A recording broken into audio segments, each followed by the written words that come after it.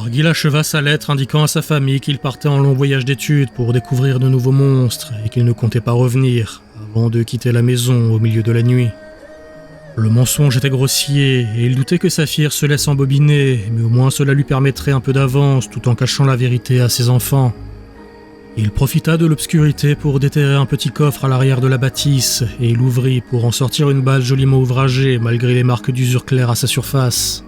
L'homme observa la balle avec emphase, son regard rempli d'amertume et de détermination. Il se dirigea vers la grange jouxtant sa demeure et s'approcha d'un monstre imposant à l'apparence de tortue qui dormait paisiblement sur un tapis de paille. « Je suis désolé, je t'avais promis de ne plus t'imposer de combat, vieux camarade, mais je n'ai plus le luxe du choix, je vais devoir compter sur toi une dernière fois. » Il activa la sphère et le monstre fut happé dans son sommeil avant de disparaître dans la capsule. L'homme disparut alors dans la nuit noire, quittant le village dans l'anonymat des ombres.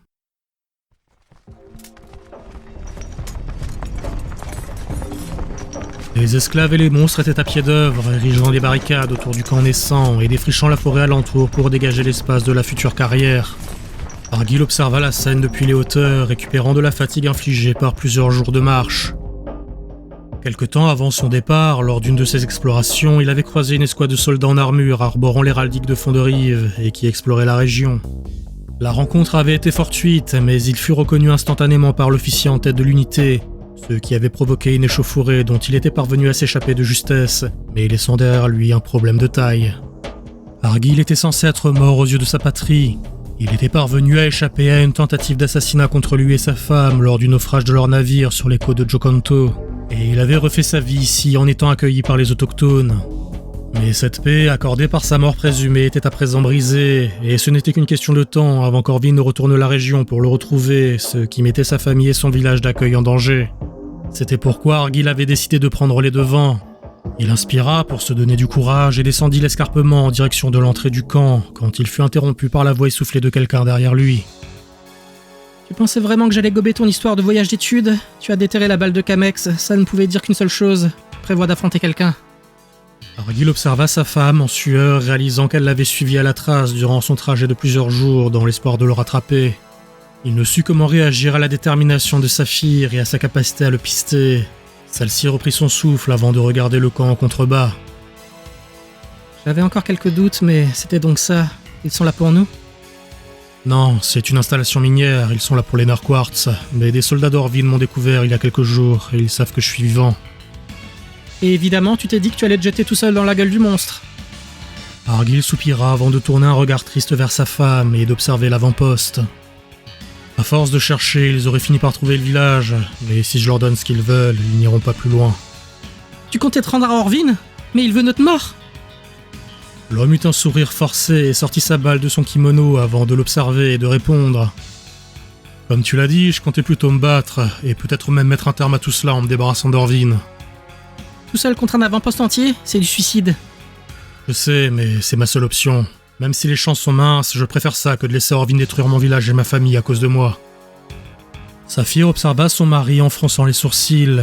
Il y eut un silence tendu, puis elle se relâcha en soupirant et en affichant un sourire dépité, tout en sortant une vieille balle de son kimono. Alors laisse-moi doubler tes chances.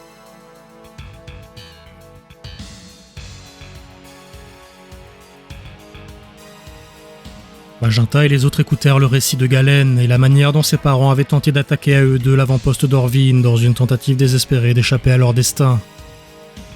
À l'époque, je n'avais pas compris pourquoi ils n'ont pas simplement fui au lieu de combattre.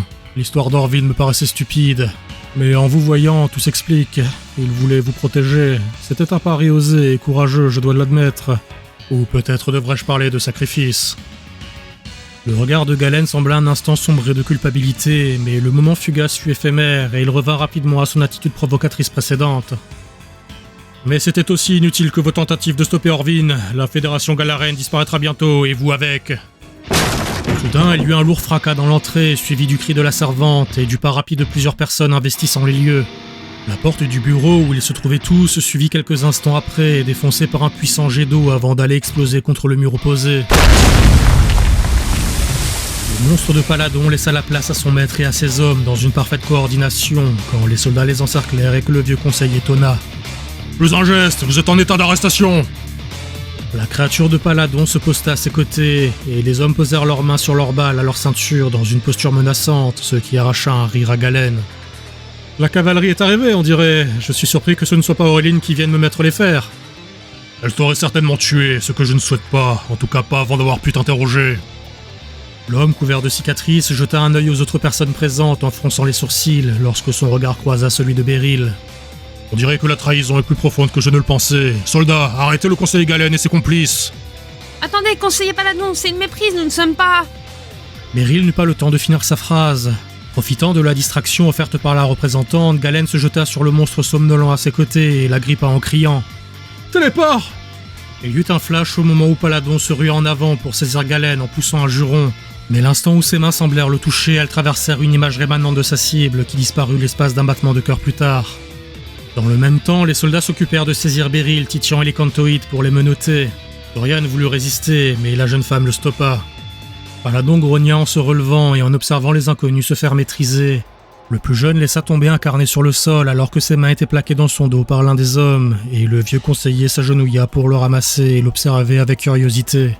Il leva un sourcil intrigué en le feuilletant. « J'ai déjà vu ce carnet. » Son regard se posa sur le visage de Magenta, comme s'il tentait de résoudre un problème mathématique, fouillant dans sa mémoire pour trouver la bonne formule. Sa voix basse et gutturale résonna alors. « Argyll. »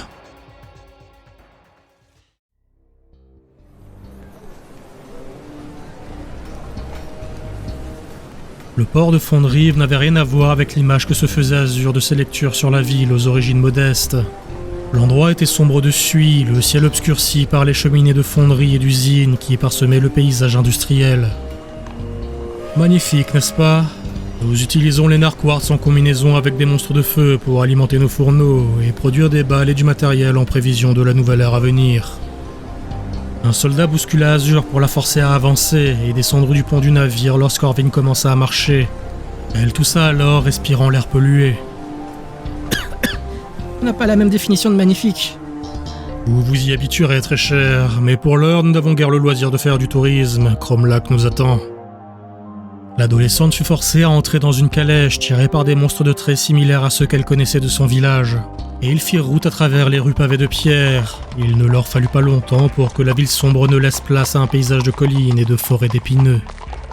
Ça et là, ils croisèrent des installations minières semblables à celles qu'elle avait vues lors de son incarcération à Jokanto, jusqu'au moment où le paysage sembla se dégager pour laisser place à une large vallée déboisée au sol retourné dont la pointe de ruines antiques sortait de terre.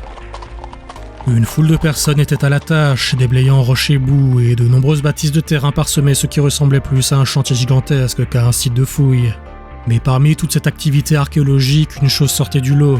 Un bâtiment de pierre et d'acier mêlés pointant vers le ciel, tel une obélisque fendue en 3 parts, et dont le trio de sommets semblait comme scellé ensemble par un anneau de cristal. Azur ne quitta pas la structure des yeux, et Orvin, assis à ses côtés, ne put s'empêcher d'esquisser un rictus amusé. Vous avez lu l'histoire de la Grande Guerre, n'est-ce pas ?